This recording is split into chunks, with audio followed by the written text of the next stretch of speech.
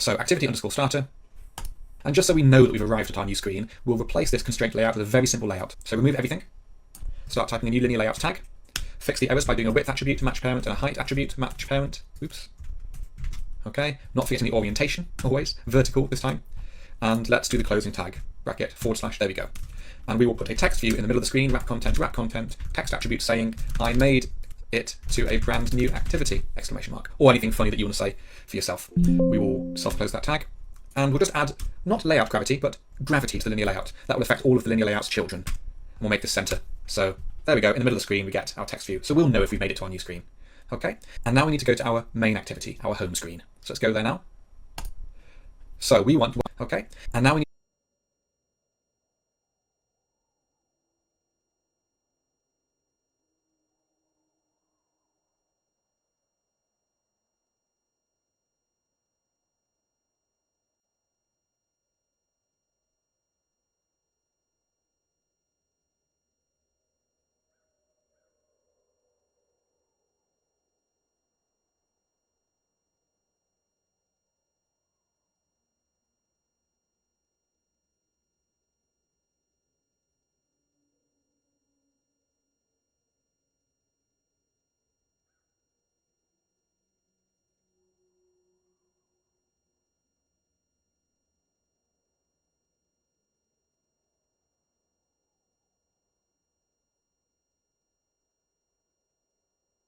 enter. So there we go, in the middle of the screen we get our text view. So we'll know if we've made it to our new screen.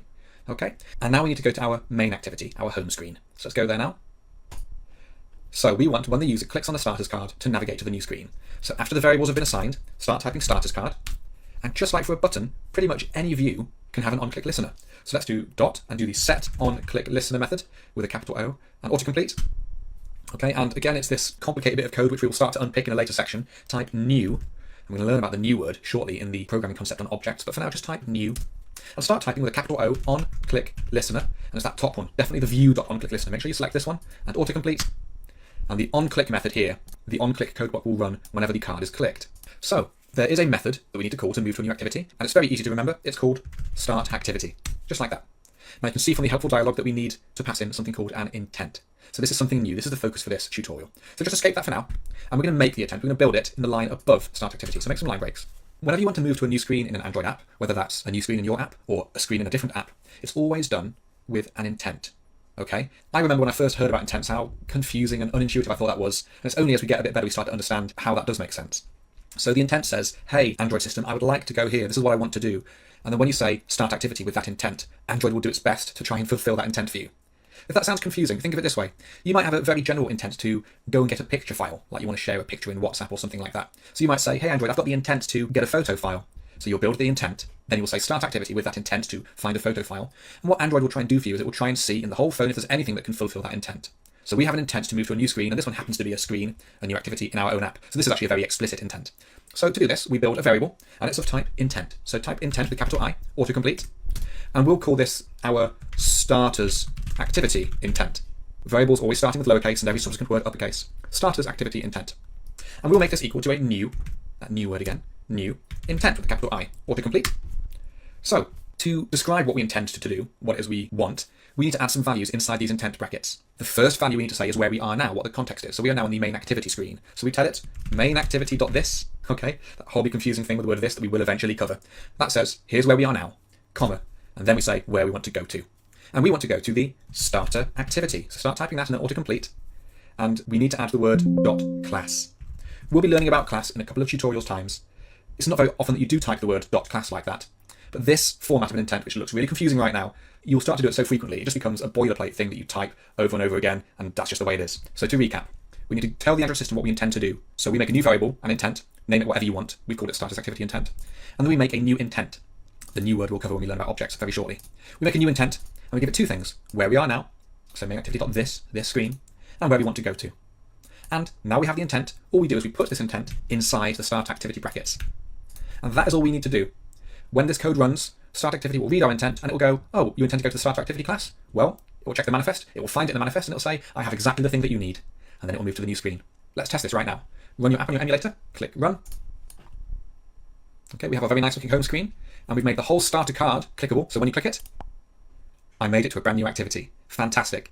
So we've acquired an absolutely crucial skill to make wonderful mobile apps, moving between screens. And if you look, because we gave it a label in the manifest, it's got the name starters, and because we told it the parent was main activity, we have the back arrow. So when we press back here, or on the phone's back button, we go back to the main activity. And that is intents and how to move to a new activity.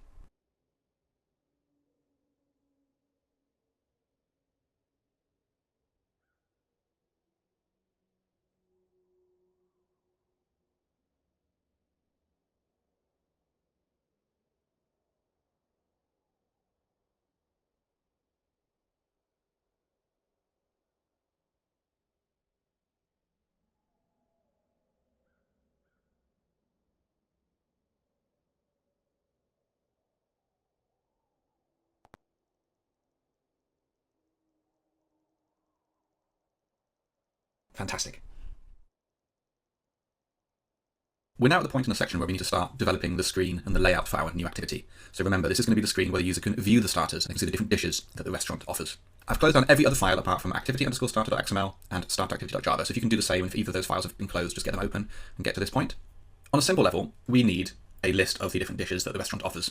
And a very simple way that we could do that is we could just decide on a sort of layout. Maybe there'll be a picture on the left, the text for what the dish's name is, maybe some more text describing the dish in detail, and perhaps a price to the right-hand side. So we might decide upon a layout, and we might spend some time constructing that layout once. And then we might manually type in the price, the description, the dish title, and then we might copy and paste that in this layout file over and over again for every single dish that we have. But that's not going to be a very efficient way of doing this. What happens when we get to about 10 or 15 dishes and then we decide we want to change something visually? We then need to change it for every dish in the layout. And with 10, 15 or 20 plus dishes, that'll be fairly inconvenient for us to have to do that. And it will also lead to maybe there being typos and errors and inconsistencies. What we need is some kind of widget where we can give it a layout once for one item, and then that widget will repeat that item over and over again as many times as we need. And fortunately for us, this sort of thing exists in Android. In fact, there's a few different variants of the same sort of thing. And I'm going to show you one of the most simple versions of this, and it's called the list view. Okay, so let's remove our text view and start a new tag. And type with a capital L the word list, L-I-S-T, capital V, and there it is, list view, the one you can see there. And autocomplete that. And we want this list to fill the screen. We've already got the word starters in the toolbar for the title, so we'll just have this fill the rest of the space. So match parent, and self-closing tag. So what the list view will do is, you can design a single item layout for the list view, give it the items you want to repeat, and then the list view will take care of displaying that. And if you think of things like Twitter or Instagram, which appears to be a never-ending feed, it's a very, very similar type of thing. They don't repeat over and over again the same layout files. They have one sort of list view, or might be a slightly different type of list view, but this sort of thing. And as you scroll down, it will keep displaying the same single layout over and over again for as many times as is needed. So that is our widget, that's all we need. We need to give it an ID because setting the layout and setting the items happens in the Java code, not inside the layout file. So let's give it an ID, and we'll do lowercase list_view_starters. And that's all we need to do in the XML side of things. So let's jump over now to the Java code and get a reference to this. So go to start activity. And we're going to, just for now, declare a local variable. We won't do a field, so just do a couple of line breaks. So type with a capital L list view, so that's our variable type. We'll call it our starters list. There's no real conventions or rules for what you call Java variables, other than they should start with a lowercase letter and every subsequent word should be uppercase. But you can call it pretty much whatever you would like, so go with whatever is descriptive and clear to you. Okay, so we'll go with starters list, and it's find view by ID. We're getting a lot of practice at this now, and then it is our list view starters. So we've now got a reference to our starters list. So if you were to run the app now, you wouldn't actually see anything on the screen yet, because we haven't given it any items to show, and we haven't told the list view what layout file to use. Initially, we're going to use a default Android layout, a ready-made list layout. It's quite basic, but it'll show us how the list view works. And then later on, we'll develop that to be something a bit more sophisticated. But before that, we have a new programming concept that we need to go through. Arrays. So it's time for our next programming concept, arrays. Now I've gone ahead and I've made a new Scratch file, a project, as I've mentioned. Then one variable that have an overall record. As part array, not next key, they're pots all from out of good. What will pick a array from doing the values of it, and that's the concept of loops, looping through an array or through a group of things. And in particular, we're going to look at the for loop.